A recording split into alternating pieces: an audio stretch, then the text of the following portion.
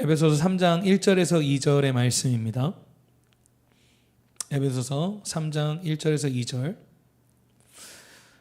같이 한번 읽어보겠습니다. 시작. 그러므로 이방 사람 여러분을 위하여 그리스도의 이 일로 갇힌 몸이 된 나 바울이 말합니다. 하나님께서 여러분을 위하여 일하도록 나에게 이 직분을 은혜로 주셨다는 것을 여러분은 이미 들었을 줄 압니다. 아멘. 자, 오늘 에베소서 3장 1절에서 2절 말씀 좀 짧죠. 사실은 오늘 저의 계획은 1절부터 13절까지 하는 거였는데 1절에서 2절만 가지고 쓰는데도 막 9페이지가 넘어가는 거예요. 그래서 망했다. 오늘은 하나님 여기까지 하라는 거구나. 그래서 제가 좀 1절에서 2절까지만 오늘 나누기로 했고요. 오늘 에베소서 3장 1절에서 2절의 말씀을 가지고 어떤 상황 가운데서도 믿음의 관점을 가지라. 오늘 그런 말씀을 가지고 여러분들과 은혜의 말씀을 나누려고 합니다. 자, 에베소서 강해가 이제 거의 뭐 한 2달 만에, 그렇죠? 중간중간에 제가 막 주제 설교하고 그래가지고 2달 만에 이제 다시 시작이 됐어요. 근데 에베소서 1장, 2장 말씀 여러분 기억하고 계십니까? 기억하는 분도 계시고 1장, 2장을 했어 이런 분은 없죠. 1장, 2장 말씀을 혹시 여러분들이 기억하지 못하는 분이 있을 것 같아서 간략하게 좀 짚어볼게요. 에베소서 1장과 2장에서 바울은요, 하나님의 그 은혜와 긍휼의 풍성함으로 말미암아서 죄인이 됐던 우리를, 그렇죠? 죄인이 됐던 저와 여러분을 하나님의 어떤 뜻대로 기억하세요 혹시? 이거 그렇지. 하나님의 기쁘신 뜻대로 기쁘신 뜻대로 우리를 예정하셨다. 아멘이십니까? 우리를 예정하셨다. 이러한 구원의 은혜는요, 과거와 현재, 미래라는 모든 시간을 다 어떻게 합니까? 초월해요. 초월하여서 우리로 하여금 예수 그리스도라는 그 진리의 비밀을 오늘날 우리에게 어떻게 하셨어요? 깨닫게 하셨다. 이게 바로 비밀의 지혜이며 계시다. 그렇죠? 그래서 아무나 깨달을 수 없는 것들을 우리에게 깨닫게 하셔서 우리로 하여금 하나님의 기쁘신 뜻대로 말미암아서 하나님의 자녀들이 되게 하셨다. 여러분 하나님의 자녀인 것을 믿으십니까? 우리가 그 자녀가 되게 하셨다라는 것을 증거하고 있죠. 근데 그렇게 행하셨던 하나님의 목적이 여러분 무엇인지 여러분 기억하십니까? 바로 아는 거예요? 아니요라고 그런 거예요? 알아요? 얘기해봐요. 뭐예요? 얘기해봐. 괜찮아요. 아니 왜 부끄러워하는 거야?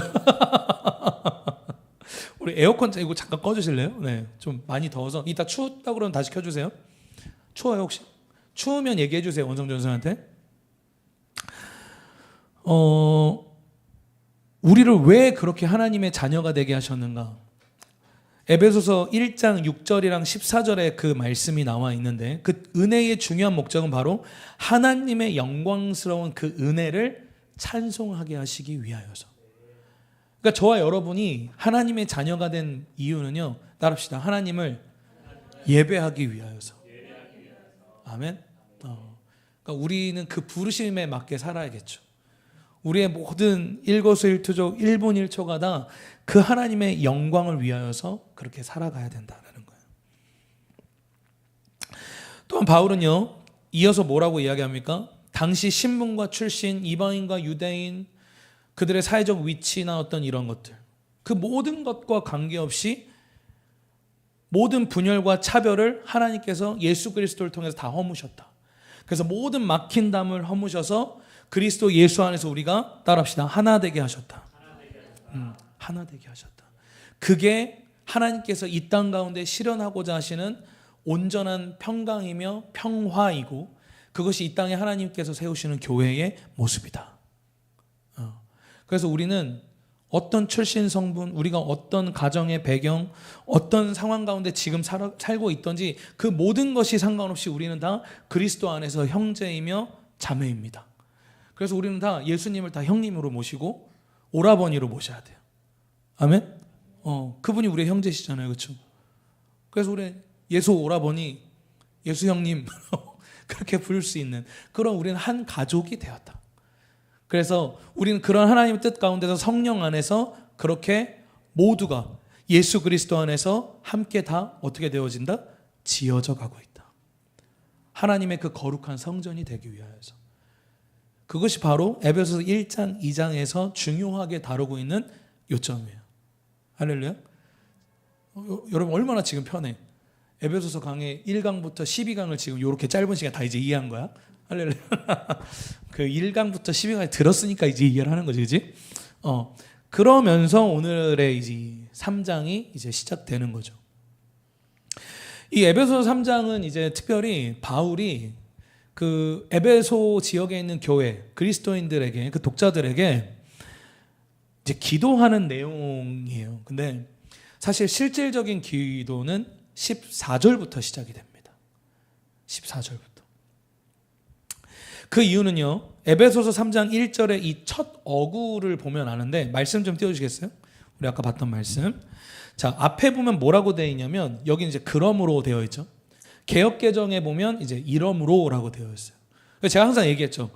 새로운 장이 시작되거나 단락이 시작되었을 때 이 앞에 그러므로 이런 거 나오면 굉장히 중요하다. 항상 앞에 있는 내용에 대한 분명한 이해가 필요하다라고 제가 말씀을 드린 적이 있죠. 이 그러므로라는 이 이러므로라는 그 원어를 보면요, 투투카린이라는 말이에요. 투투카린. 근데 이 번역에서 보면요, 이 투투는요 이것이라는 뜻을 갖고 있고, 투투. 나 갑자기 그 개그 치고 싶어졌는데 참을게. 가수 투투 노래 부를 뻔했어. 투투. 투투는 반쪽 때문에가 아니라 이것이라는 뜻이 바로 이제 투투라는 거고, 그리고 카리는 무슨 뜻을 갖고 있냐면 무엇을 위하여라는 뜻을 갖고 있어요. 그러니까 이것을 위하여라는 뜻이 되겠죠. 그래서 어떤 목적을 가리킬 때 이 카린이라는 뜻을 가지고 쓰는 거예요. 그래서 앞에서 에베소서 2장 11절에서 21절의 내용을 포괄적으로 가리켜서 3장 1절에서 이러므로라고 얘기를 하고 있는 거예요. 이러므로. 바울은 앞에서 뭐라고 이야기했습니까? 이방인과 유대인 모두가 예수 그리스도 안에서 뭐가 되었다? 하나 되었다. 예수 그리스도 안에서 우리 모두가 가족이 되었다라고 말하죠. 요거 우리가 혹시 말씀 좀 잊어버렸을 수도 있으니까 한번 말씀을 좀 읽어볼게요. 에베소서 2장 14절에서 16절 우리 큰 소리로 같이 한번 읽어봅시다. 시작. 그리스도는 우리의 평화이십니다. 그리스도께서는 유대 사람과 이방 사람이 양쪽으로 갈라져 있는 것을 하나로 만드신 분이십니다. 그분은 유대 사람과 이방 사람 사이를 가르는 담을 자기 몸으로 허무셔서 원수된 것을 없애시고 여러 가지 조문으로 된 계명의 율법을 폐하셨습니다. 그분은 이 둘을 자기 안에서 하나의 새 사람으로 만들어서 평화를 이루시고 원수된 것을 십자가로 소멸하시고 이 둘을 한 몸으로 만드셔서 하나님과 화해시키셨습니다. 그러니까 바울이 결국 이러므로라고 이야기하는 이유가 뭐냐면, 여러분 3장 1절에 보면 바울이 이렇게 얘기하죠. 이방 사람 여러분을 위하여 그리스도 예수의 일로 갇힌 몸이 된 나 바울. 그러니까 그 이러므로가 뭐예요? 그만큼 나 너희 이방인들을 위해서 정말 하나님의 부르심에 따라 열심히 살았다. 앞에서 내가 너희에게 내내 설명했던 것처럼 하나님이 너희 둘을 하나가 되게 하셔서 과거에는 이방인으로 말미암아서 하나님의 거룩한 성전에도 얼씬거리지 못하게 했던 그 차별, 그 하대 속에서 이제는 너희가 하나님의 온전한 자녀가 될 수 있도록, 온전한 하나가 될 수 있도록 내가 그렇게 열심히 이방인의 사도로서 살아왔다. 그러므로 이제 내가 감옥에 갇혀 있게 되었다. 지금 이런 말을 하고 있는 거예요. 바울이 이 14절부터 독자들을 위해 구하려고 하는 기도. 그러니까 바울은 이러한 취지에서 1절부터 13절이라는 그 절을 바로 기도로 시작하지 않고 기도하기 전에 마치 뭔가를 부연 설명하듯이 이야기하는 것인데, 무엇을 부연 설명하는 것이냐면 내가 얼마나 이방인인 너희를 위해서 열심으로 하나님의 부르심 앞에 순종했는지와, 그리고 이러한 계시가 어디로부터 본인에게 흘러온 것인지를 그들에게 권위로서 인정받기 위해서 다시금 설명하는 거예요. 무슨 말인지 이해가십니까? 그리고 오늘은 저희가 1절부터 2절까지만 하지만 1절부터 결국 13절의 모든 내용은 결국 뭡니까? 바울이 기도하고자 했던 모든 기도의 내용에 대하여서 그들이 앞에서 내가 1장, 2장 동안 계속 이야기했지만 마치 이런 느낌인 거지. 못 알아들었을 것 같은데. 이런 거. 내가 소연이한테 주보를 만들어야 돼라고 얘기를 했는데 안 만들었을 것 같은데 해서 다시 한번 체크하듯이. 갑자기 되게 막 이게 이해가 됐지, 어떤 의미인지. 그러니까 소연이가 꼭 그렇다는 거 아니에요. 소연이 굉장히 열심히 사역하고 있습니다. 할렐루야. 아멘. 네. 자, 박수 한번 우리 소연이에게. 할렐루야. 아멘. 좋아요. 너무 수고 많아요. 말을 이렇게 더듬지? 그래서 소연이 열심히 하고 있습니다. 할렐루야. 열심히 하고 있어, 소연이 진짜로. 자, 그런데도 왠지 이렇게 잊어버렸을 것 같아서, 왠지 놓쳤을 것 같아서 한 번 더 설명하듯이 바울이 3장 1절부터 13절까지 13절까지를 통해서 다시 한번 부연 설명하듯이 하고 있는 내용이 이제 오늘과 다음 주에 우리가 다룰 내용이다 라는 거예요. 바울이 사실 말하고 있는 이런 이방인과 유대인에 대한 연합에 대한 계시는요, 굉장히 깊은 계시입니다. 여러분 한번 생각해 보세요.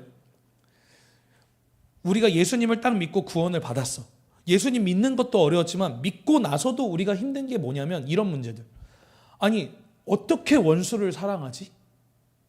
이런 거. 나를 해코지하고 나를 어렵게 한 사람을 사랑해야 된다라고 계속 들었어. 근데 우리가 그것을 온전히 받아들이기까지 굉장히 시간이 걸리잖아요. 그렇죠? 마치 그것처럼 바울은 얘네들이 분명히 이걸 온전히 받아들이지 못하고 이해하지 못했을 거다라고 할 만큼 이건 엄청난 계시였다라는 거예요. 사실 이방인의 사도였던 바울은요, 목숨 걸고 사역해야 되는 일이었던 거예요. 왜? 유대인들로 말미암아서 배척당하고 항상 그 우월주의에 쌓여 있었던 유대인들이 항상 무시했던 이방인이 이제 하나님의 자녀가 됐다라는 이야기를 하는 거. 그러니까 자녀라는 말도 거슬리는데 이제 너희와 같은 하나님의 권속이 되었다라는 이 말은요, 유대인들 입장에선 진짜 쳐죽일 이야기인 거예요. 그러니까 바울은 그냥 목숨 걸고 이 일들을 했던 거지. 그러니까 그만큼 받아들일 수 없고 이해가 도저히 되지 않는, 그래서 여러분 계시라고 하는 거예요. 받아들여지지 않고 이해되지 않는 그 모든 사상을 깨부수고 하나님의 진리가 심겨져야 되기 때문에. 할렐루야. 그러한 입장에서 바울은 엄청난 계시를 갖고 있었던 권위자였던 거예요. 제가 정말 존경하고 많이 보는 그 강해의 집의 저서자인 이 존 메가더 목사님이 그 바울이 갖는 예수 그리스도의 계시에 대해서 뭐라고 표현하냐면, 같이 한번 읽어볼까요? 시작. 주 예수 그리스도 외에 바울은 신약 성경에서 단연 돋보이는 인물이다. 바울은 신약 성경의 27권 중에 최소 13권을 썼다. 이것만 해도 좀 엄청나죠? 그는 사도행전에서 성령께서 사용하신 돋보이는 인간 도구이기도 하다. 바울은 복음의 비밀, 즉 이전 시대의 가장 신실한 신자들에게까지 숨겨졌으나 예수 그리스도의 교회에 계시된 진리를 그 어느 사도보다 많이 기술했다. 이런 계시가 있었기 때문에 그 이방인과 식사하기를 꺼려했던 바울을 향해서 승질을 내죠. 너 지금 뭐 하는 거야? 그렇게 얘기할 정도로. 그러니까 바울이 갖고 있었던 이 복음에 대한 계시는 다른 사도들보다 굉장히 좀 남달랐다라는 거예요. 자, 이제 바울이 그러한 입장에서 이러므로 그리스도 예수의 일로 너희 이방인을 위하여 갇힌 자 된 나 바울이 말하거니와 라고 말하면서 이 서신서 3장을 시작하고 있다는 거예요. 근데 제가 이 말씀을 준비하는 중에 왜 이 1절, 2절에서 이렇게 많은 시간을 보내게 됐냐면, 제 눈에 확 바울의 어떤 이 1절과 2절의 고백에서 확 사로잡았던 내용이 뭐였냐면, 바울의 관점이 우리와는 정말 달랐다라는 부분이었어요. 그래서 제가 오늘 설교의 제목을 우리의 그 영적인 시선, 그 모든 상황 속에서 믿음과 관점의 시선을 바꾸라고 이야기했잖아요. 오늘 제가 그렇게 시선이 머물러서 이 말씀만 9페이지를 준비하게 된 거예요. 바울이 본문 1절에서요, 자신이 이방 사람들을 위하여서 그리스도 예수의 일로 갇혀 있다고 말하고 있어요. 자, 바울이요, 제3차 전도 여행을 마치고 누명을 씁니다. 누명을 쓰는데 어떤 누명을 씁니까? 이방인을 데리고 성전으로 들어갔다는 오해를 받아요. 그러니까 그런 일을 한 적이 없는데 오해를 받아서 당시에 그곳에 있던 유대인들로 하여금 그렇게 모함을 당하고 이제 맞아 죽게 생긴 상황이었던 거예요. 근데 그때 당시에 그 막 예루살렘이 막 너무 막 시끄럽고 번쩍번쩍하니까 백부장이 그 얘기를 듣고 군사들을 보내서 바울을 꺼내옵니다. 바울을 사슬에 묶고 잡아와요. 그러니까 그렇게 되면서 바울이 5년 동안 감금 생활을 한 거예요. 5년 동안. 가이사랴에서 2년, 로마에서 3년. 근데 여러분 한번 생각해 보세요. 이 일이 바울에게 얼마나 억울했을까? 그러니까 심지어 본인이 막 명예롭게 야, 여기 들어가도 돼 이러면서 데리고 들어갔던 상황도 아니었고 그냥 오해를 받은 거예요. 물론 바울이 늘 하던 일들이 있었기 때문에 유대인들이 항상 벼르고 있었겠지. 근데 그러한 바울을 모함하고 하지도 않은 누명을 씌워서 붙잡히게 해서 5년이라는 감금생. 이제 죽음을 앞두고 있는 상황 가운데 이 서신서를 지금 쓰고 있었던 상황이라는 거예요. 자, 여러분, 바울은요, 자기 자신이 어떤 부르심을 가지고 있었는지 굉장히 분명하게 알고 있었던 사람입니다. 여러분, 여러분들의 부르심에 대해서 분명히 알고 계십니까? 나는 어떤 부르심을 가지고 있었나? 오늘 여러분들은 이 말씀을 듣고 그 부르심을 깨닫게 되는 일들이 있길 축복해요. 아멘. 예. 우리는 어찌 보면 그 부르심에 대하여 항상 이야기할 때 굉장히 세세하고 막 세밀하게 너는 여기서 이렇게 쓰임받고 여기선 이렇게 쓰임받을 거야.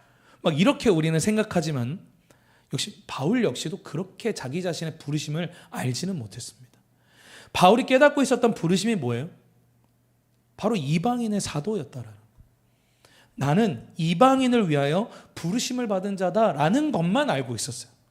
세세하게 어디서 어떻게 무슨 복음을 전하고 어디서 어떻게 교회를 개척하고 이런 거 전혀 몰랐어요.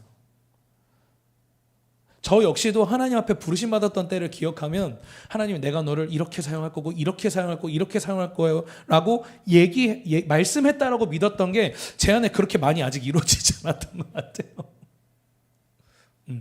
그냥 크게 하나님 저에게 주셨던 부르심은 그거 하나였어요.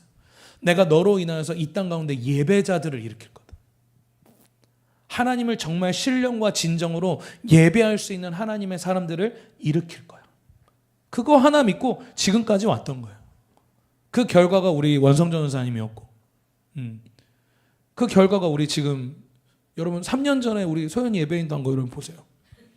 지금의 소연이와는 전혀 다른. 아멘?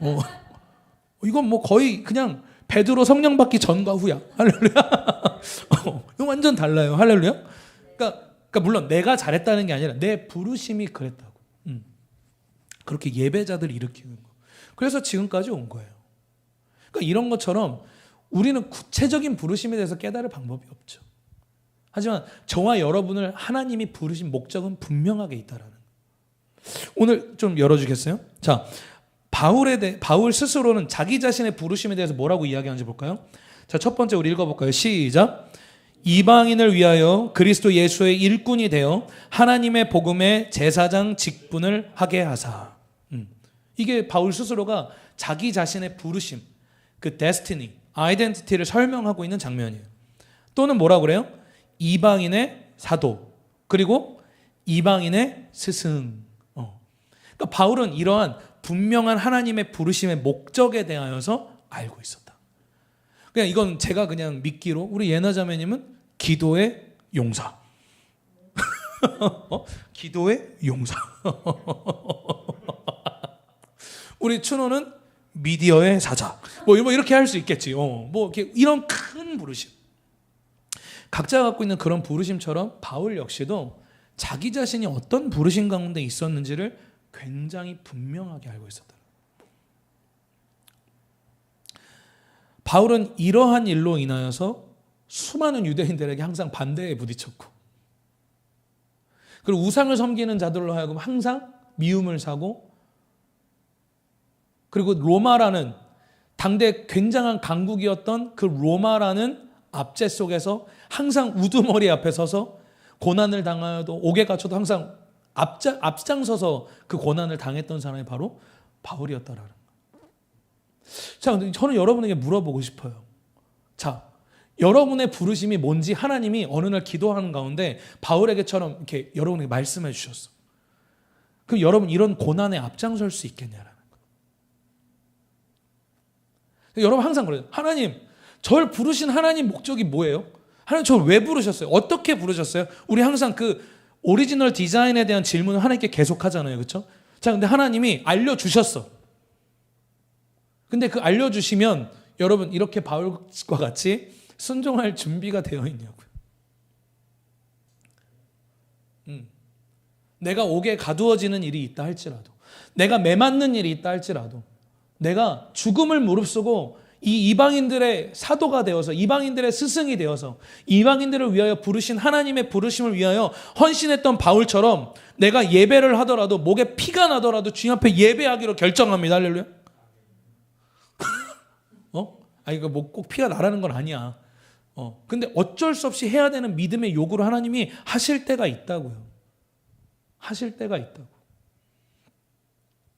그러한 상황 속에 정말 모든 것 다 내려놓고 하나님 아버지 나라를 위해서 나를 부르신 그 뜻을 향해서 내가 주님 순종하겠습니다. 그러니까 부르심만 발견하면 뭐 할 거냐 말이에요. 그 부르심에 온전히 순종 준비가 안 되어 있는데, 바울의 이러한 열정이 어디에서 오는 거냐라는 거예요, 도대체.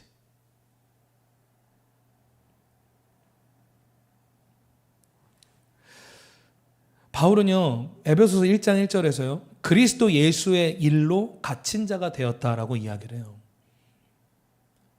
자, 이거 그냥 우리가 이 문맥만 딱 그냥 놓고 보면 이런 느낌으로 받아들여지죠.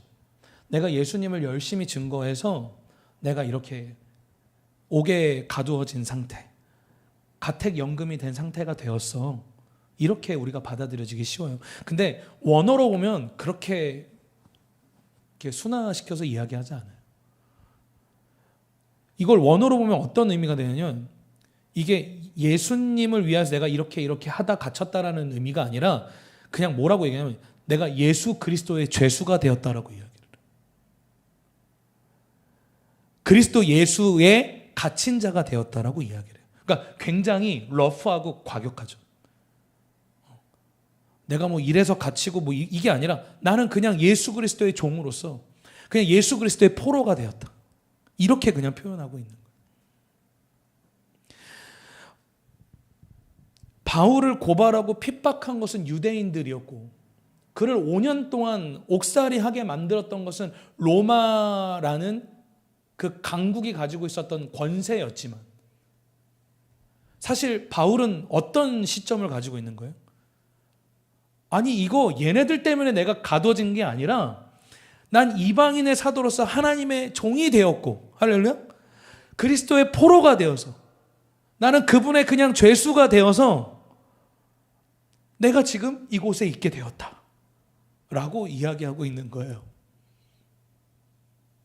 저는 이 말씀을 준비하는데 마음이 너무 아팠어요. 주님, 이 믿음은 도대체 어디서 나오는 겁니까? 물론 저도 그냥 교과서적으로 여러분한테 이야기할 수 있어요. 근데 제 마음을 여러분에게 나누길 원합니다. 도대체 주님, 이 바울의 이 고백은 어떻게 할 수 있는 거예요? 개척하는 과정 속에서 억울한 일을 당할 때마다 하나님 도대체 왜 이러세요? 왜 이러세요? 이렇게 기도했던 게 난데 주님 제가 바울과 같은 일을 어떻게 주님 감당합니까가 저의 솔직한 마음이었어요.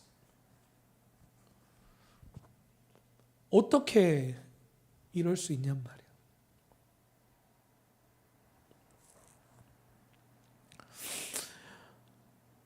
바울은요 오히려 이렇게 얘기하는 거예요. 내가 주님 때문에 갇힌 게 아니라 스스로 갇힌 자가 되었다. 스스로 나는 고난 가운데 뛰어든 거고 나는 스스로 그 환난 가운데 뛰어든 거다. 하나님의 탓도 아니고 예수님 탓도 아니고 나를 핍박한 저 사람들의 탓도 아니고 이 모든 건 내가 스스로 주님을 따르기로 결정한 나의 결정이었고 나의 선택이었다.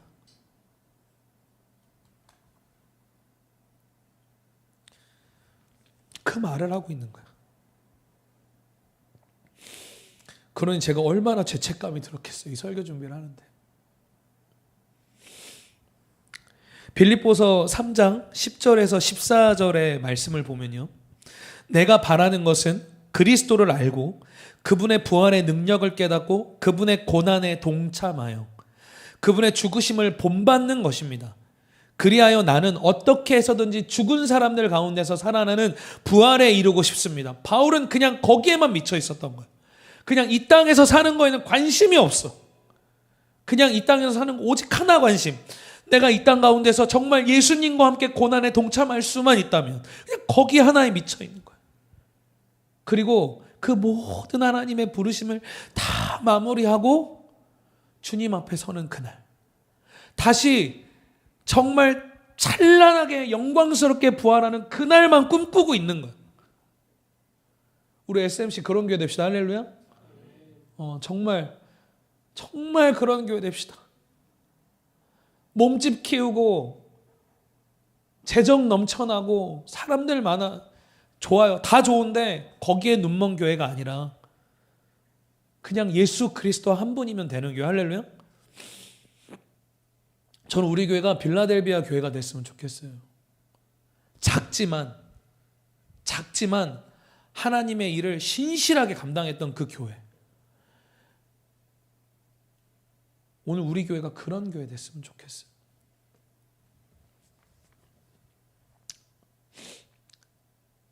(12절에) 나는 이것을 이미 얻은 것도 아니며 이미 목표점에 다다른 것도 아닙니다. 그리스도 예수께서 나를 사로잡으셨으므로 나는 그것을 붙들고 쫓아가고 있습니다. 여러분 우리 안에 이런 믿음이 있나요? 회복되길 축복합니다. 우리 모두에게 이러한 믿음이 회복되길 축복해요. 바울은 비록 유대인의 고발에 의해 잡혀있는 상황이었지만 자신이 무엇을 하든 어디에 있든지 어떤 상황에 있든지 그리스도 예수에게 사로잡혀 살아가고 있다는 것을 담대하게 밝히고 있는 거예요. 내가 어떤 억울한 일을 당한다 할지라도 이해할 수 없고 도무지 내가 해석할 수 없는 어떤 그 상황 가운데 내가 있다 할지라도 내가 지금 이 상황 가운데 있어도 기뻐할 수 있는 이유, 믿음 가운데 온전할 수 있는 그 모든 이유는 오직 예수 그리스도 그 한 분이 나의 목적이시기 때문에. 할렐루야. 나는 그 목적대로 살아가고 있다. 내가 그 표대를 향하여 달려가고 있다. 오늘 그게 바울의 고백인 거예요. 우리 사랑하는 SMC 동역자 여러분, 제가 여기다 이렇게 썼어요. 제가 한번 여기 쓴 거대로 한번 교과서 읽듯이 사랑하는 SMC 동역자 여러분 우리는 바울의 이러한 고백을 통해 깨닫게 되는 것이 있습니다. 그것은 우리에게는 어떠한 게 필요하냐? 바로 영적인 관점의 전환이 필요하다. 영적인 관점의 전환. 바울은 자신이 가진 현실을 부정하진 않았어요. 갇혀있다고 이야기하잖아요. 나 갇혀있어. 하지만 자신이 무엇을 위하여 갇혀 있는지에 대한 영적인 시각과 믿음의 관점을 바로 하고 있었다는 거예요.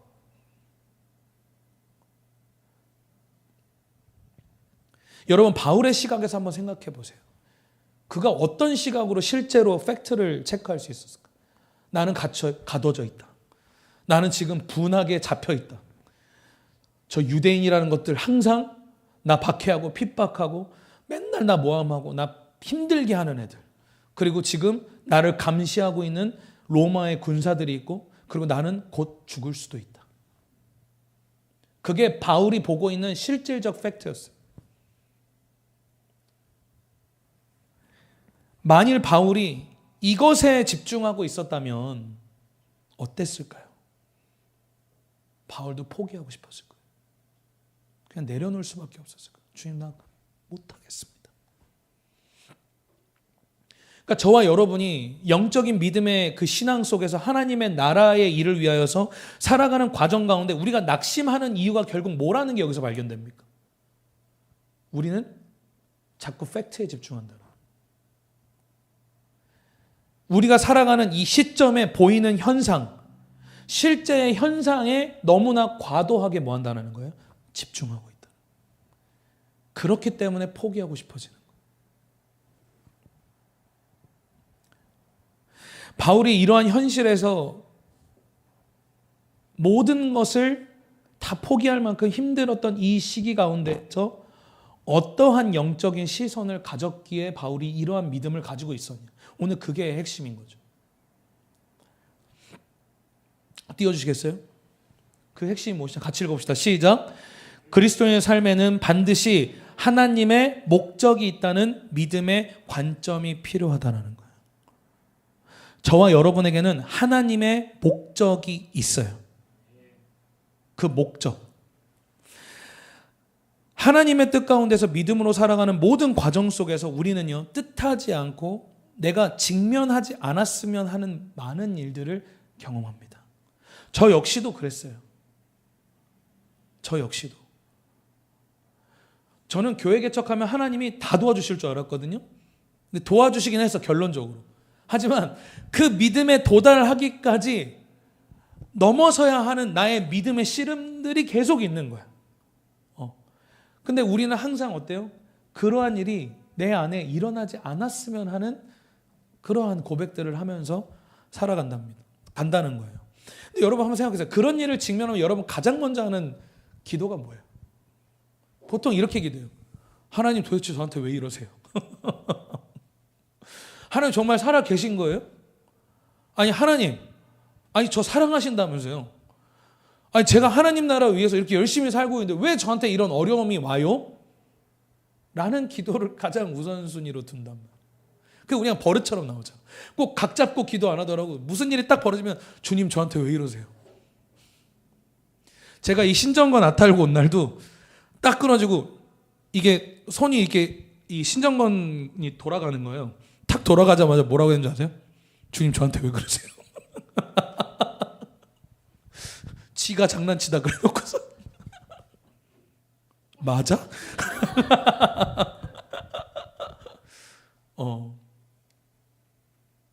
하나님이 우리를 다루시려고 주님의 목적하신 바가 있어서 우리 산업동에 수많은 일들이 일어나는데 그리고 그 모든 일들이 꼭 하나님의 뜻이다라고만 말할 수도 없잖아요. 그렇죠? 근데 우리는 그런 어려운 일을 당하면 항상 그렇게 하나님께 먼저 질문한단 말이에요. 하나님 저한테 왜 그러세요?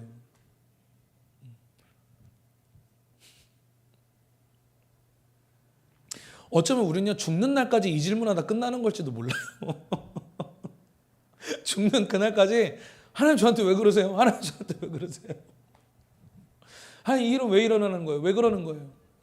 그렇게 물어보면 다행이야. 상처받아서 저주해 막 이러면 진짜 문제 있는 거예요. 우리 죽을 때까지 그 질문하다 가는 거예요. 그리고 무엇이 진짜 하나님의 뜻이고 어디까지가 나의 일인지 구별하는 것 자체가 너무나도 어려워요. 하지만 에베소서 1장 전반절에서 우리가 바울이 밝힌 바를 통해서 알 수 있는 건 뭡니까? 바로 창세전에 그리스도 안에서 우리를 택하신 하나님의 그 선택, 그 선택으로 말미암아서 우리는 하나님의 자녀가 되었어요. 할렐루야. 그리고 예수 그리스도를 통해서 우리 모두는 그 주님이 우리에게 주신 구원을 깨닫게 되었어. 그리고 뭐예요? 하나님의 영원한 상속자가 우리는 되었다. 그래서 과거, 현재, 미래라는 그 모든 시간을 초월한 하나님의 그 신령한 모든 복을 우리는 누릴 수 있는 그 하나님의 부르심을 받은 자다. 이것만큼은 분명한 거예요.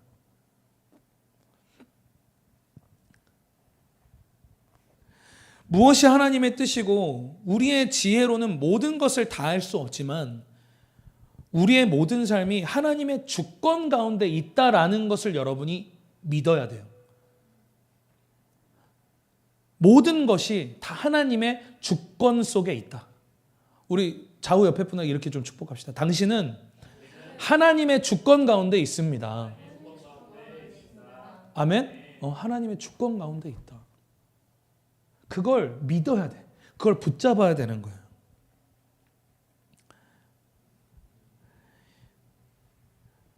우리는 우리의 삶에서 나타날 수 있는 부정적인 결과, 그게 하나님의 연단이고 시험이든 아니면 내 실수에 의한 죄의 결과이든지 그 모든 것을 초월하여서 이 하나님의 주권에 대하여서 인정하고 믿을 수 있는 그 이유가 무엇이냐? 로마서 8장 28절이에요. 8장 28절 띄워주세요. 자, 같이 로마서 8장 28절 넘겨주세요. 네, 같이 한번 읽어봅시다. 시작. 그니와 하나님을 사랑하는 자, 곧 그의 뜻대로 부르심을 입은 자들에게는 모든 것이 합력하여 선을 이루느니라. 따라합시다. 모든 것이. 따라합시다. 이렇게 손까지. 모든 것이.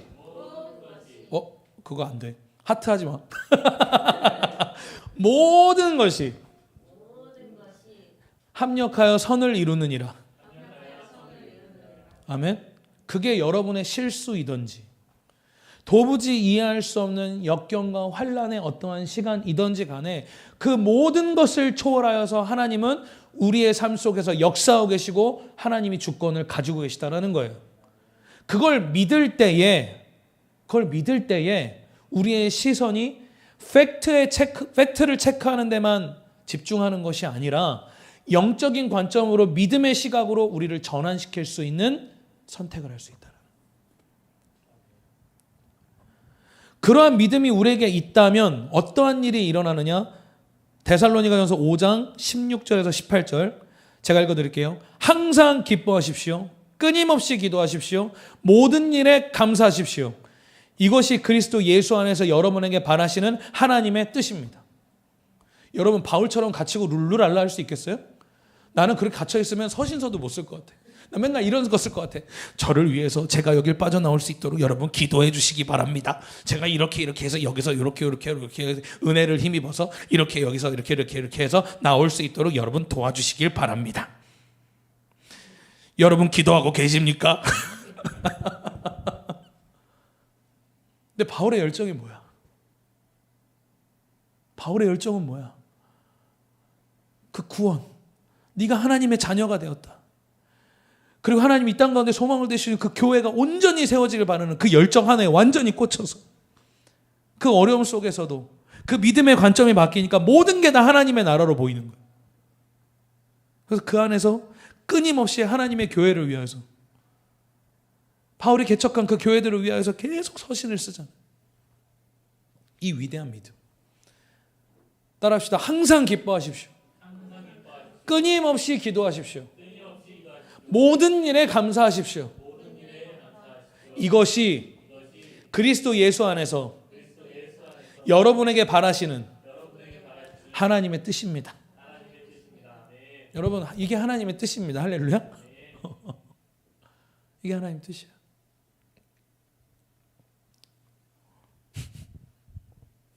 그러니까 바울이 이렇게 거룩하게 미쳐서 스스로 자랑하듯이 이러므로 내가 예수 그리스도의 죄수가 되어서 나 이렇게 갇혀있다? 라고 말할 수 있는 거예요. 그렇게 얘기할 수 있는 거예요. 바울은 2절에서 이렇게 얘기합니다. 하나님께서 여러분을 위하여 일하도록 나에게 이 직분을 은혜로 주셨다는 것을 여러분은 이미 들었을 줄 압니다 라고 하는데, 여기서 이 직분을 은혜로 주셨다라는 것을 개역개정에 보면 뭐라고 되어 있냐면 내게 주신 하나님의 은혜의 경륜이라고 이야기합니다. 내게 주신 하나님의 은혜의 경륜. 자, 여기서 경륜으로 번역되어 있는 오이코노미아, 이거 무슨 오키노마 이렇게 뭐 이런 것 같은데, 오이코노미아는요 가정, 어떤 직장, 이런 비즈니스를 운영하는 것, 관리 감독하는 것을 이야기할 때 이 경륜이라는 뜻을 사용하고, 이 뜻이 의미가 확장되면 국가, 민족 단위를 경영하는 것. 그런 걸 이야기할 때 보통 이 경륜이라는 말을 써요. 그래서 하나님의 경륜이라고 이야기하면 뭡니까? 그 하나님의 은혜의 길로 우리가 나아갈 수 있도록 모든 역사 속에서 하나님이 모든 것을 경영하시고 우리의 인생을 경영하신다. 이런 뜻이 되는 거죠. 근데 오늘 바울은 하나님의 경륜이 아니라 뭐라고 오늘 이야기하고 있습니까? 내게 주신 하나님의 은혜의 경륜이라고 이야기를 하고 있어요. 바울은 마치 이러한, 그러니까 결국 그 경륜이라는 말할 때 경영하는 사람은 청지기 같은 역할을 하는 사람인데 하나님이 바울에게 청지기처럼 맡겨놓으신 그 역할이 있다는 거예요. 그게 뭡니까? 우리 지금 계속 얘기했죠? 얘기해봐. 괜찮아. 틀려도 되니까 얘기해봐. 돌파. 아니야? 뭐지? 아니, 바울이 부르신 뭐였어? 오, 박수. 오늘부터 2로 바뀔지어다. 이방인의 사도. 그러니까 이방인들을 하나님이 나에게 은혜로 뭐예요? 맡겨주셨다. 그 청지기적 삶에 대한 이야기를 하는 거예요. 당시에 이런 그 청지기적 삶을 사는 사람들이 어떤 일을 감당했냐면 구매하고 판매하고 장부 정리하고 막 파종하고 추수하고 물건 사다 주고 애돌 보고 청소하고, 그러니까 모든 일을 다 청지기들이 그렇게 각자의 역할대로 감당했단 말이에요. 그러니까 마치 이런 것처럼 바울이 이야기하고 있는 거예요. 나는 그렇게 하나님의 은혜로 말미암는 그 청지기적 삶을 부여받았다. 그러니까 여러분 보세요. 이 바울이 얼마나 고통스러운 삶을 사실 삽니까? 근데 그 삶에 대해서 자랑하듯이 이야기하고 있는 거예요. 저는요, 맨 처음에 개척교회를 할 때는 되게 프라이드가 있었어요. 난 그 힘들다는 코로나 시기에 개척한 개척교회 담임 목사 그래서 막 굉장히 근데 1년, 2년 지나는데 점점 자신감이 사라져. 뭐 하세요? 저 뭐 작게 개척교회. 옛날에는 저 개척교회 하고 있습니다. 이랬는데 시간이 저 좀 작게 개척교회 하고 있어요. 이렇게 점점 어깨가 좁아지면서 고개가 숙여지는 거야. 바울 보세요. 로마의 시민권자였고 유대인들에게 존경받는 랍비였고 굉장한 율법학자였단 말이에요. 근데 그 모든 신분을 다 뒤로하고 스스로 고난받기를 자청하고 살았던 그 바울의 삶을 바울 스스로가 굉장히 자랑하듯이 이 선언하고 있는 모습을 좀 보라고. 여러분에게 하나님이 이러한 부르심을 주시면 이러한 바울의 관점을 가지고 살아갈 수 있겠냐라는 거예요. 그렇게 돼야 됩니다. 우리는 그렇게 살아가야 돼요. 할렐루야. 저는 지금 미디어의 사자가 되어 살아가고 있습니다. 할렐루야. 저는 기도의 용사로 살아가고 있습니다. 우리 소연자매님 뭐 하십니까? 저는 예배하는 사자로 살고 있습니다. 우리 원성전사님 뭐 하십니까? 저는 작은 개척교회지만 하나님의 아니 지금 이 교회 개척할지어다 동네 작은 개척교회지만 정말 하나님이 저에게 사명 주셔서 샘물교회 섬기고 있습니다.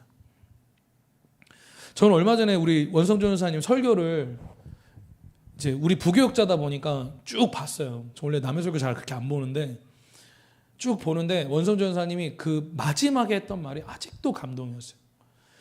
공도한 목사님이 저한테 계속 미안하다고 하시더라고요. 돈 못 줘서 미안하다. 교회가 클 때 부르지 못해서 미안하다. 그럼 원성준 전사님이 근데 저는 괜찮습니다. 울면서 얘기하는 그 모습이 너무 감동이었어. 그런 것처럼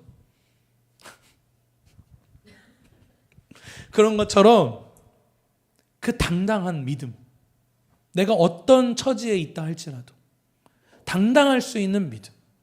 그리고 모든 것이 하나님의 주권 가운데 있다라고 고백할 수 있는 그 믿음이 우리 가운데 회복돼야 된다.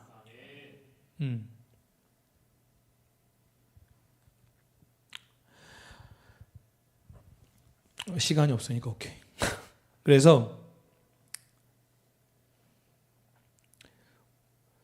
바울은 자신이 사도로 부르심 받은 것은요, 뭐라고 스스로가 고백하냐면 자신이 온전하지 않을 때의 부르심을 받았다. 온전하지 않을 때 하나님의 은혜로 부르심 받았다고 스스로 이야기하거든요. 디모데전서 1장 12절에서 14절인데 말씀 좀 켜주시겠어요? 우리 같이 한번 읽어봅시다. 시작. 나 나에게 능력 주신 우리 주 그리스도 예수께 감사드립니다. 주님께서 나를 신실하게 여기셔서 나에게 이 직분을 맡겨주셨습니다. 내가 전에는 회방자요, 박해자요, 폭행자였습니다. 그러나 그러한 행동은 내가 믿지 않을 때에 알지 못하고 한 것이므로 하나님께서 나에게 자비를 베풀어 주셨습니다. 우리 주님께서 나에게 은혜를 넘치게 부으셔서 그리스도 예수 안에서 얻은 믿음과 사랑을 누리게 하셨습니다. 오히려 믿는 자들 박해하고 하나님을 대적하는 일에 앞장서서 일했던 자기 자신을 그냥 네가 모르고 하는 일이니까 그냥 긍휼하게 여기셔서 그냥 자비로 바울을 부르셨다라는 거예요.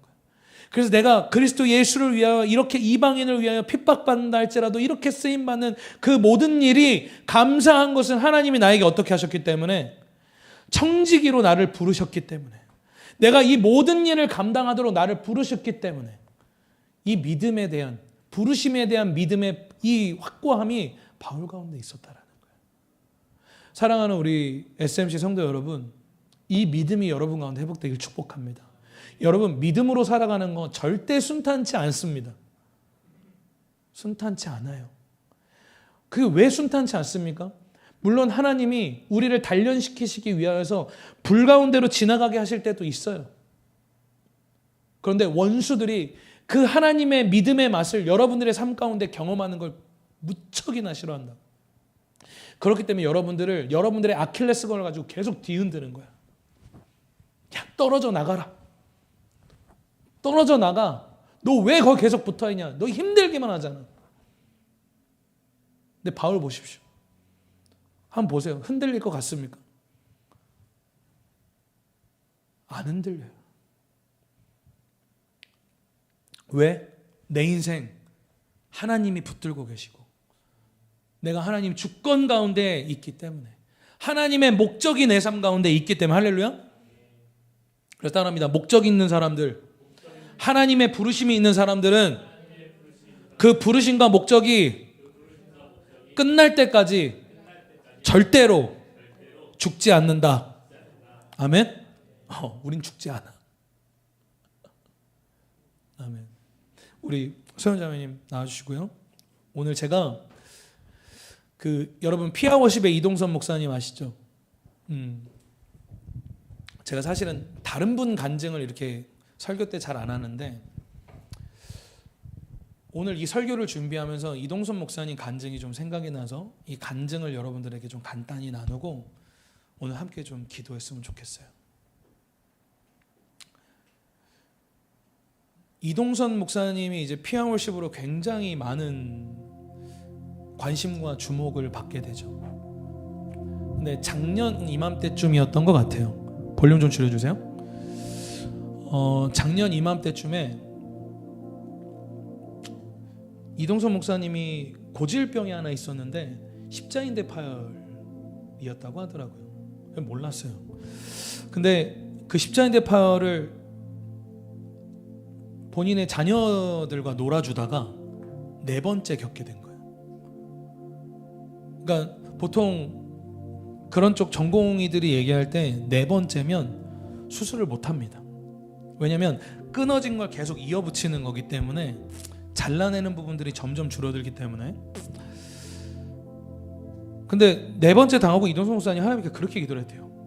주님, 아니 분당 우리 교회, 피아워십 목요 모임, 그리고 카페 사업, 정말 이렇게 주님 내가 부지런히 지금 이렇게 하나님 일 위해서 살아가고 있는데 왜 저에게 이런 어려움을 주십니까? 근데 수소문에서 그 운동선수들 가는 병원에 가서 어렵게 어떻게 수술을 받게 됐대요. 그래서 마취가 풀려서 화장실을 가고 싶어서 이렇게 목발을 짚고 일어났는데 갑자기 머리가 핑 돌더니 쓰러져 버리신 거예요. 근데 쓰러지면서 머리를 병원 복도 바닥에 꽝 하고 부딪힌 거예요. 그래서 3군데였나 5군데의 출혈이 뇌에 발생이 된 거예요. 그래서 급하게 이분을 이제 머리 수술이 가능한 병원으로 이송해서 수술을 하고, 근데 이분이 이틀간 깨어나지 못하신 거예요. 의사들도 거의 반포기 상태로 거의 와서 보지도 않고, 아내와 그리고 이동선 목사의 어머님만 보내줘야 될 때가 됐나 보다 하면서 그냥 옆에서 기도할 뿐, 할 수 있는 건 아무것도 없는데, 이틀 뒤에 기적적으로 이분이 깬 거예요. 머리가 너무 아프더래요. 한 달 동안. 근데 한 주, 2주 지나니까 아픈 통증들이 조금 사그라들더니 갑자기 이상한 게 느껴져서 봤더니 냄새가 나지 않고 아무 맛도 느껴지지가 않더래요. 그리고 심지어 한쪽 귀는 안 들리더래요.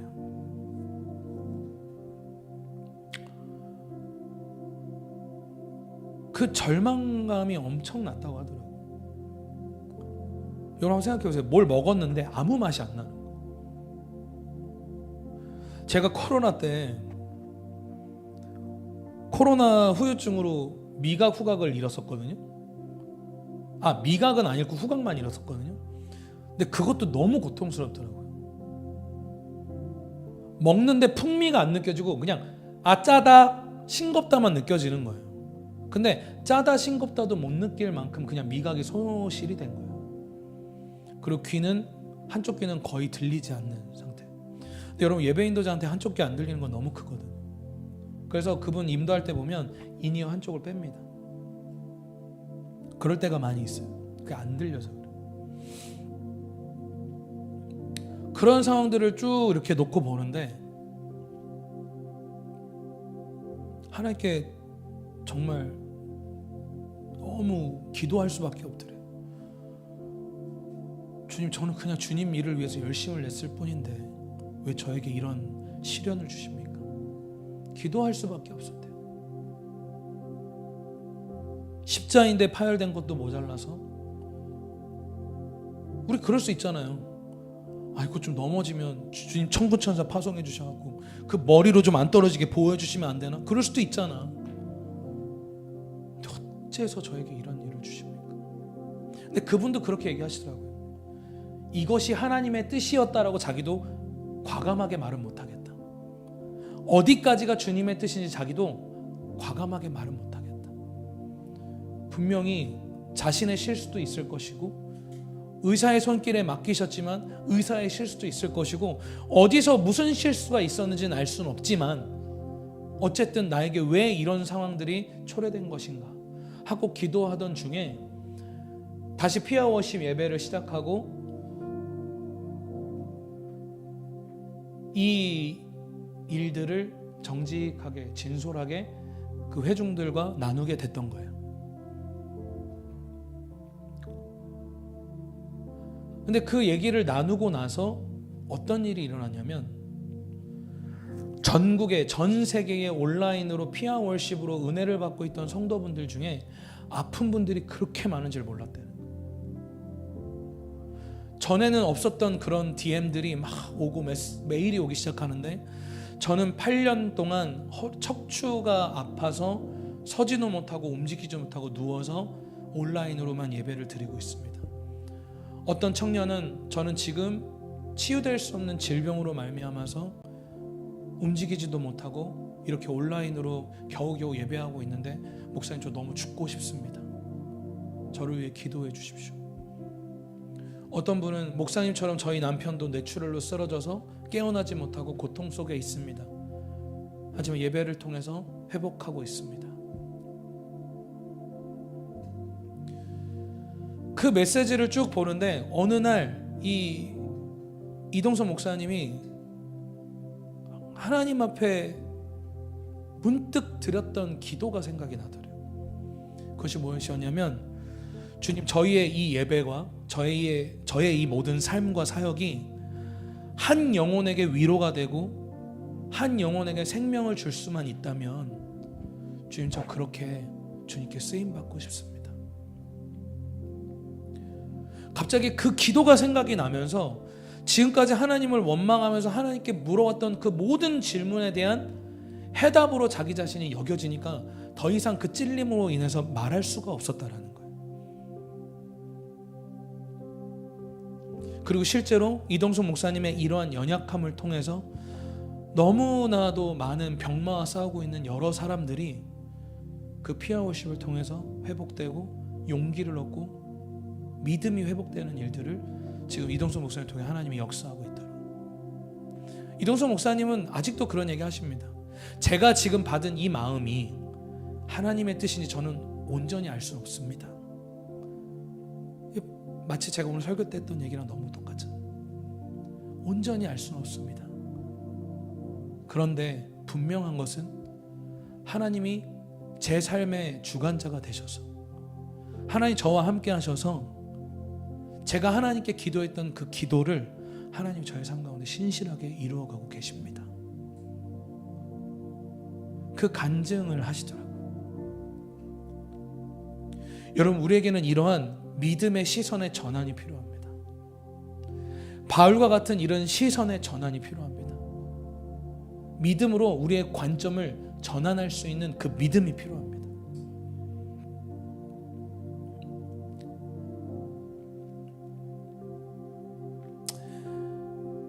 우리가 마치 두 다리 두 팔 멀쩡하면 사역 잘 감당할 것 같고 돈이 많고 내게 필요한 장비가 있으면 더 하나님 일 위하여서 쓰임받을 수 있을 것 같고 우리 교회도 마찬가지예요. 근데 아니요. 오히려 두 다리 두 팔 멀쩡하면 죄 짓는데 더 많이 에너지를 씁디다. 그리고 좋은 장비 있으면 교만해집디다. 근데 하나님이 우리에게 약할 때 강함이 되세요. 언제나 약하기만을 사모하라는 이야기가 아닙니다. 인생을 살아가는 과정 속에 내가 의도치 않았지만 어려움을 당하는 그 순간 속에서 저는 여러분들을 정말 축복하며 기도하길 원하는 것은 내 인생에 하나님의 주권이 여전히 함께하고 있다. 그리고 하나님은 내 인생 속에서 합력하여 반드시 부르심이 있는 모든 자들의 삶 속에 합력하여 선을 이루신다. 오늘 그 믿음 속에서 여러분이 바울과 같은 상황 가운데 있다 할지라도 여러분의 믿음의 관점을 바꿔서 오히려 기뻐하고 쉬지 않고 기도하고 범사에 감사할 수 있는 우리 SMC 모든 성도들, 그리고 나의 처지를 자랑할 수 있는 우리 사랑하는 동역자 여러분 되시기를 예수님의 이름으로 축복합니다. 우리 기도하겠습니다. 하나님, 내게 이해할 수 없는 일들이 생기고 도무지 받아들일 수 없는 어떤 상황 속에서 하나님을 탓하고 주님을 원망했던 우리의 고백들 주님의 보혈로 덮어주십시오. 그리고 우리를 용서하여 주십시오. 그리고 이제는 믿음의 눈으로 우리가 그 관점을 바꿀 수 있는 우리의 시선을 주님 그렇게 충만함으로 주님 바꿔주시기를 원합니다. 나의 처지와 나의 모든 상황을 자랑할 수 있는 바울과 같은 그 믿음, 오늘 그 성령의 충만함이 우리 SMC 모든 성도들 가운데 회복되게 하여 주시옵소서. 오늘 우리 그렇게 주여 한번 부르짖고 주님 앞에 간절한 마음으로 기도하길 원합니다. 기도하겠습니다. 주여,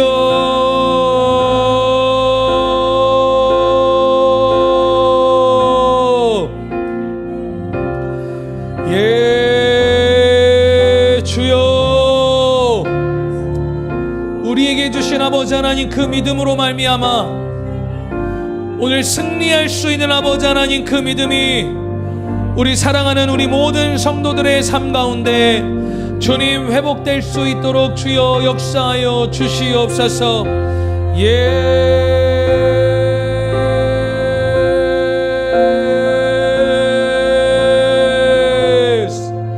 주여,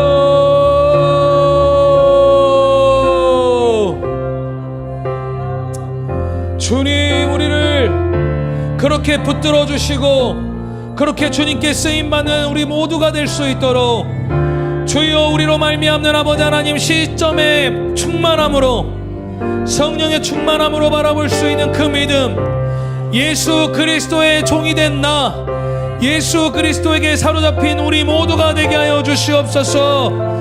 예스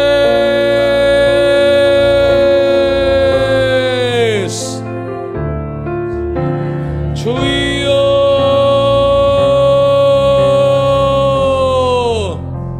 우리의 영광 되신 주님을 찬양합니다.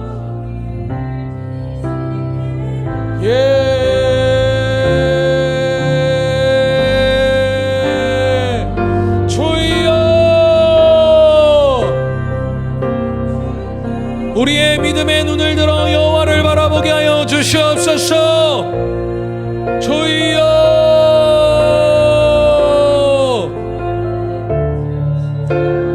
주여, 주님이 우리의 영광 되심을 선포합니다. 주님이 우리의 영광 되어 주심을 선포합니다. 예스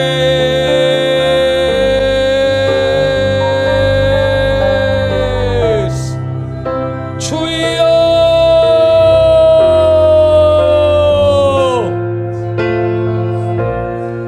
주님만이 우리의 참된 소망이십니다.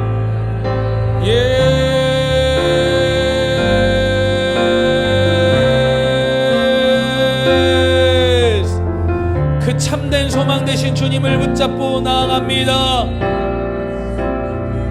예스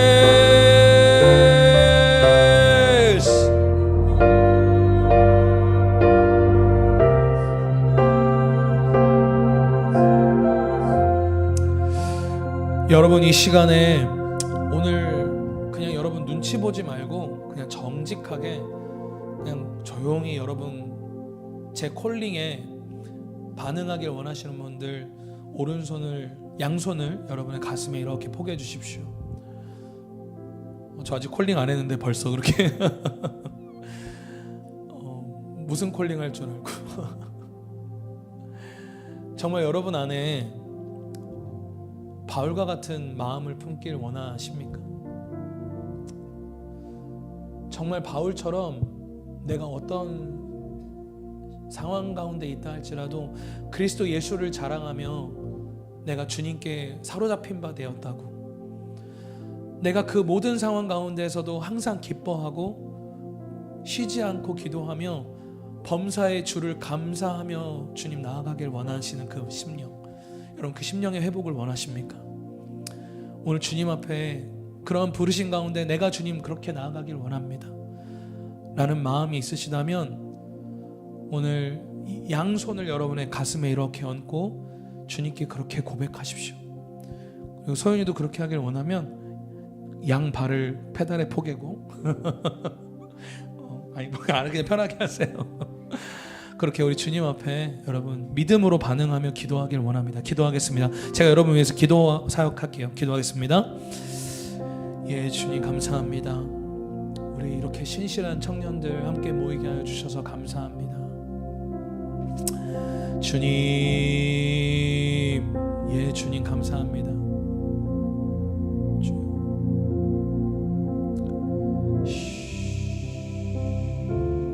주님 그렇습니다. 바울의 마음을 구합니다. 바울에게 주셨던 그 하나님 기쁨이, 그 범사의 감사함이 오늘 우리에게 회복되어지기를 소원합니다.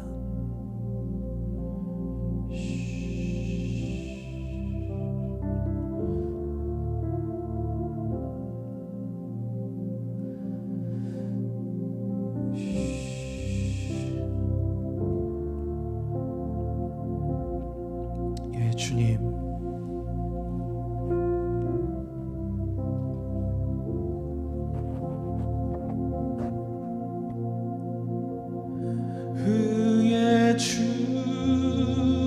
줄이고 목이 마르니 성 성령의 기름 부소서. 의에 줄이고 목이 마르니 내 잔을 채워 주소서. 의에 줄이고 목이 마르니 성령의 기름 부소서. 의에 줄이고 목이 마르니 내 잔을 채워 주소서. 우리 다시 한번 의에 줄이고 의에 줄이고 목이 마르니 성령의 기름 부소서. 의에 줄이고 목이 마르니 새 잔을 채워 주소서. 우리 믿음으로 다시 한번 고백합시다. 의에 줄이고 의에 줄이고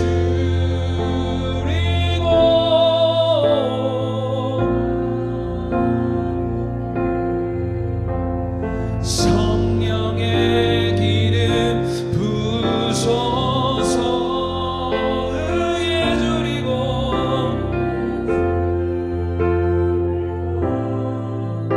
목이 마르니요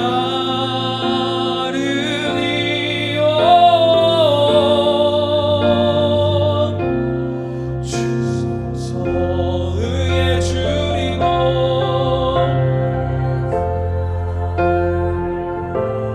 예 주님 성령의 기름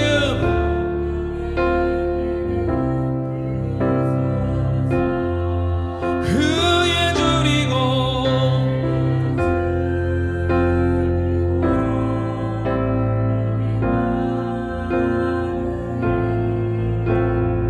내 잔을 채워 주소서. 우리 마지막으로 다시 한번 의에 줄이고 의에 줄이고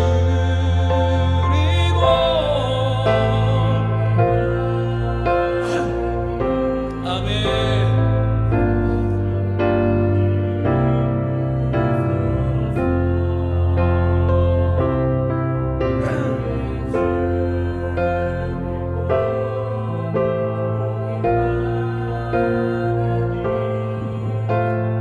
내 잔을 채워 주소서.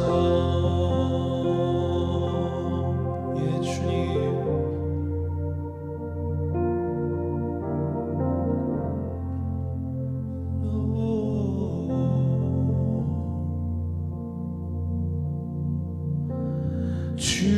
주께 생명을 드리 주 영광 위하여 사용하옵소서. 내가 사는 날 동안에 주를 찬양하며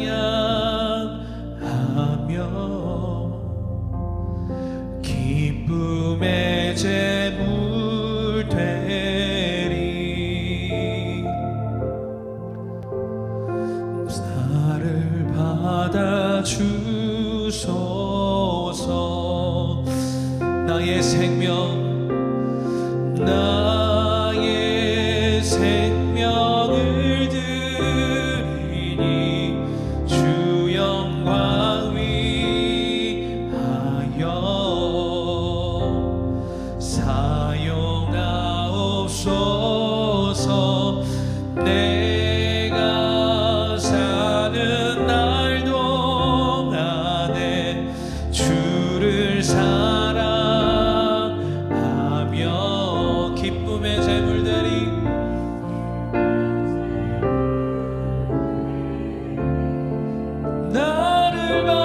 주소서.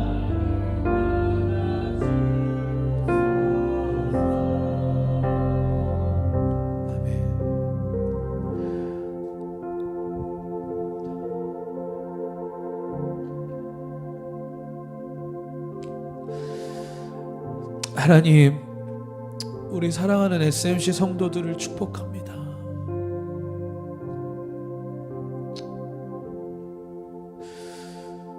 이 믿음의 결단을 할 수 있는 용기와 그 믿음을 우리 사랑하는 지체들에게 주셔서 감사합니다, 주님.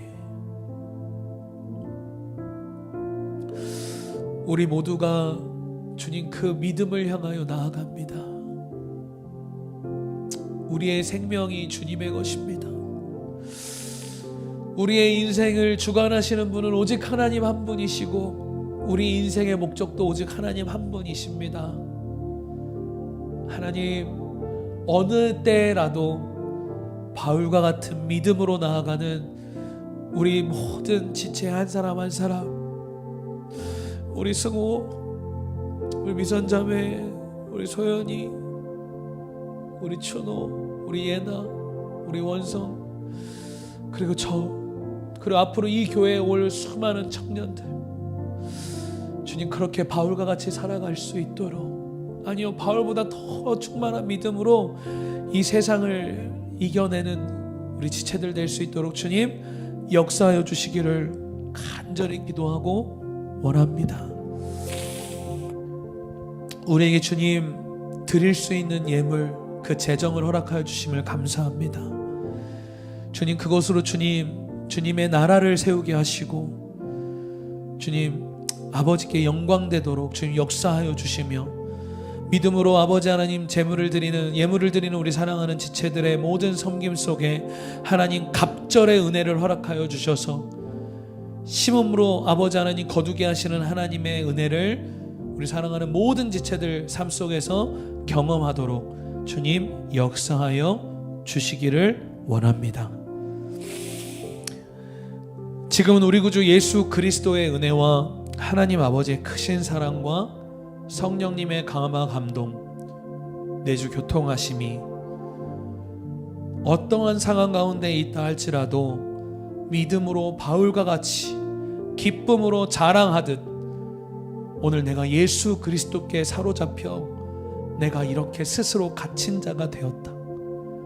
그리고 하나님이 나를 부르셔서 그 모든 사명을 감당하게 하셔서 그렇게 내가 주님의 일을 위하여 열심을 내고 있다 라고 고백하고자 하는 그 믿음의 열정을 가진 우리 사랑하는 모든 성도들, 그리고 온라인으로 함께하는 모든 성도들 머리 위에 지금으로부터 영원토록 함께 하시기를 간절히 축원하옵나이다. 주님 감사합니다. 아버지,